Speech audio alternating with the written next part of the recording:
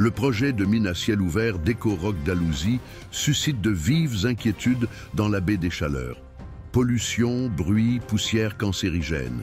Quels seront les impacts sur la santé et l'économie locale? La compagnie Eco-Rock Dalhousie organise une séance d'information le 29 octobre à Carlton et le groupe citoyen Non Merci Pozzolan Dalhousie invite la population à se mobiliser, à venir manifester et à s'informer sur les risques associés à ce projet. On en parle avec Léo Ouellette pour en savoir plus. Le pozzolan, c'est un matériau qui est utilisé dans le ciment. Et c'est un des arguments principaux que la compagnie utilise. Nous, on a tout démontre que ça rentre dans ce qu'on peut appeler de l'éco-blanchiment. Mais dans le fond, l'argument principal de la compagnie, c'est que d'utiliser le pouzolan dans le ciment actuel, ça serait une alternative qui réduirait les GES, les gaz à effet de serre. Donc, dans la fabrication actuelle du ciment, c'est extrêmement polluant.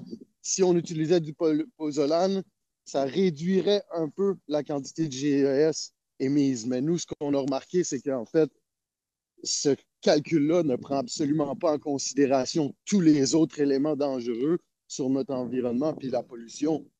Donc, c'est pour ça qu'on qualifie ça un petit peu de. Ben, pas un petit peu, on qualifie ça d'éco-blanchiment, puis on ne fait pas juste le dire pour être alarmiste. Et on a des données puis des études qui montrent que c'est des choses, des techniques qui sont utilisées par les industries. Donc, nous, on est un groupe citoyen bon, qui se positionne un peu comme des citoyens gaspésiens québécois en appui au groupe citoyen qui a initié le mouvement Andalousie. Donc, il y avait initialement un groupe Andalousie qui a commencé à partager de l'information. Principalement, c'était tout en anglais. Donc, on est quelques-uns des Gaspésiens qui ont vu cette information-là passer puis qui a commencé à être alarmé. Puis qu'on s'est dit aussi que probablement que les gens de la Gaspésie qui parlent, en tout cas, l'information était toute en anglais. Donc, probablement que si on diffusait l'information en français un petit peu plus, que les gens d'ici seraient intéressés de le savoir puis de se mobiliser. Donc, nous, on est parti d'une initiative des Gaspésiens, surtout des gens des secteurs plus proches comme Miguacha. Comme vous allez voir qu'à Miguacha, en fait, on est à 2 points quelques kilomètres de Dalhousie. Donc, quand on regarde la mer, quand on regarde les couchers de soleil, c'est Dalhousie qu'on regarde. Quand il y a des grosses infrastructures, des usines comme ça, on les voirait très bien, même qu'on voit très bien le mont Dalhousie qui veut le gruger. Donc, nous, c'est ça, comme groupe citoyen, on agit en appui au mouvement de Dalhousie, puis on est en communication avec eux aussi, c'est sûr, pour établir les grands dangers, mais les enjeux ne sont pas nécessairement les mêmes. Tu sais, à Dalhousie, ils ont des impacts locaux, le fait d'avoir une mine euh, à 200 mètres d'une école, des propriétés qui vont vivre avec la vibration, etc. Donc, leurs enjeux ne sont pas toujours les mêmes que nous. Nous, qu'est-ce qui nous inquiète beaucoup ici? On a ciblé plusieurs dangers, mais bon, notamment le dragage du port. OK? Donc, dans le projet de la mine, le projet inclut un développement du port pour pouvoir transporter le pouzolan. Donc, dans le projet du rapport préliminaire, c'est écrit clairement qu'il va avoir besoin d'un plus gros port de développement et probablement de faire du dragage. Donc, le dragage, c'est creusé tout le long de la baie. On parle de dragage jusqu'à 15 mètres. Puis, non seulement draguer la baie, ça va détruire le fond marin, puis nuire déjà aux espèces animales, végétales qui sont là, puis qu'on essaye d'encourager. En plus de ça, c'est que Dalhousie est une des plages les plus polluées d'Amérique du Nord en termes d'arsenic, de plomb et de mercure. Donc, les métaux lourds, très nocifs à cause des industries passées de Dalhousie, qui a un passé très industriel. Il y a 3 usines majeures qui sont aujourd'hui fermées, mais qui ont causé cette pollution-là. Donc, vu que c'est des métaux lourds, ça fait quelques années, ils commencent à être moins nocifs. On voit les taux de cancer à Dalhousie qui ont toujours été astronomiques, premièrement. Ben là, depuis quelques années, ça commence à descendre puis à avoir des données plus encourageantes sur sur la santé juste en face, là, c'est Dalhousie. Donc, on s'entend que c'est très proche, là. Mhm. Je sais pas si j'arrive à zoomer un petit peu. Ici, Ouais, on ouais, on voit voit le bien, ouais. port. Ouais, on voit très bien, ouais. OK? Donc, ça, on s'attend à ce que ces infrastructures-là grossissent beaucoup, là. Il va y avoir du broyage sur le port. Donc, les poussières, ça s'en vient directement ici. Et toute cette section-là, à cause des usines qu'il y avait dans le passé, là, on se souvient bien que juste ici, il y avait deux grosses cheminées avant. OK? Ben, toute cette section-là est contaminée au plomb, au mercure et à l'arsenic. Donc, si on drague, si on creuse le fond, on va remettre tout ça en circulation. Et là, on parle aussi dans le processus de concassage et de broyage, il y a du silice, une poussière fortement cancérigène. Les études nous montrent que le silice peut voyager jusqu'à 60 km. Ici, OK, on est à 3 km. Carleton, c'est peut-être un petit peu plus loin, on va dire 10 ou 15. Mais 60 km, ça touche une grande partie de la baie des Chaleurs, en plus que les vents dominants les poussent directement vers la baie des Chaleurs. Donc, les émanations, les poussières cancérigènes, le dynamitage, on parle de bruit. Le dynamitage, non seulement ça va nuire aux citoyens, hein. D'ici de mon terrain, de où je vous parle, on entend très bien les sirènes, les bruits, n'importe quelle voiture, des fois, quand le vent est du bon côté, on entend le trafic de l'autre côté. Donc, s'il y a du dynamitage, c'est sûr qu'on va l'entendre. Mais le dynamitage nuit aussi aux mammifères marins et aux saumons. Donc, ici, on est sur la Restigouche, une des plus grosses rivières à saumon, une des plus grosses industries touristiques de la Gaspésie. Est-ce qu'on veut vraiment avoir du dynamitage puis couper la route du saumon qui a déjà beaucoup de misère à survivre? Puis je sais que vous soulignez aussi il y a un manque de transparence de la part des promoteurs. Je lisais sûrement sur votre page Facebook justement là les Micmacs qui disaient qu'ils n'étaient pas comme prévenus de ce projet-là. Ou ça en est où cette situation-là?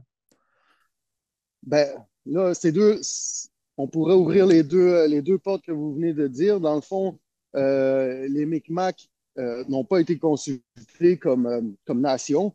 Donc, les promoteurs ont abordé le chef du conseil de bande de Hill River Bar. Donc, il y a une communauté qui avait été, on va dire, initiée, où il avait commencé à leur parler du projet sans leur donner trop de détails. Mais la nation Mi'kmaq n'a jamais été consultée. La communauté de Guescapégag, par exemple, qui est juste en face de l'autre côté, eux autres, ils n'ont jamais été mis dans le coup, alors qu'ils vont avoir des gros impacts aussi. La communauté Mi'kmaq de Listigouge a été aucunement consultée. Eux autres, ils ont une industrie des pêches qui sont énormes, qui est très prolifique, qui est très saine, qui est bon pour tout le monde. Un projet comme ça pourrait mettre en danger la pêche au homard, puis les, ben, c'est ça, le secteur des activités de l'Estigouge. Donc, ces communautés-là ont pas été contactées. La seule qui a été contactée, c'était Eel River Bar, puis c'est pas toute la population qui a été contactée. Il y en a beaucoup qui ont manifesté qu'ils étaient contre. Donc, là, on en est là avec le manque de consultation, puis le manque de transparence. Ben là, ça, c'est autre chose. Mais ça fait 2 ans que le projet circule à huis clos et que personne ne voit la nécessité ou le besoin de consulter les Gaspésiens. Quand on a commencé à se mobiliser, il y a eu une réaction de la compagnie qui a écrit une lettre aux citoyens de Dalhousie, puis on l'a mis en ligne. Cette lettre-là est disponible facilement, là. Mais en bref, la compagnie reconnaît qu'ils ont manqué de communication, qu'ils auraient dû prévenir les citoyens plus tôt et s'en excuse. Donc, on voit que justement, ajoutons ça à des techniques comme on appelle d'éco-blanchiment, d'essayer de passer ça pour une entreprise verte. Ils ont changé leur nom qui était originalement Pudulan Dalhousie. Maintenant, ça s'appelle EcoRock. Là, on essaie de faire accepter le projet. Euh, il y a une autre page que je pourrais ouvrir aussi qui sont les liens étroits qui ont à faire avec la cimenterie de Port-Daniel. Et ça aussi, c'est pas dit clairement. Et quand on les questionne, ils évitent le sujet. Mais dans nos recherches, on a, on a établi une corrélation, puis on a établi une affiliation même. C'est les mêmes promoteurs qui ont développé la cimenterie de Port-Daniel. Et puis là, encore là, on manque de transparence parce qu'on nous dit qu'il n'y a aucun lien.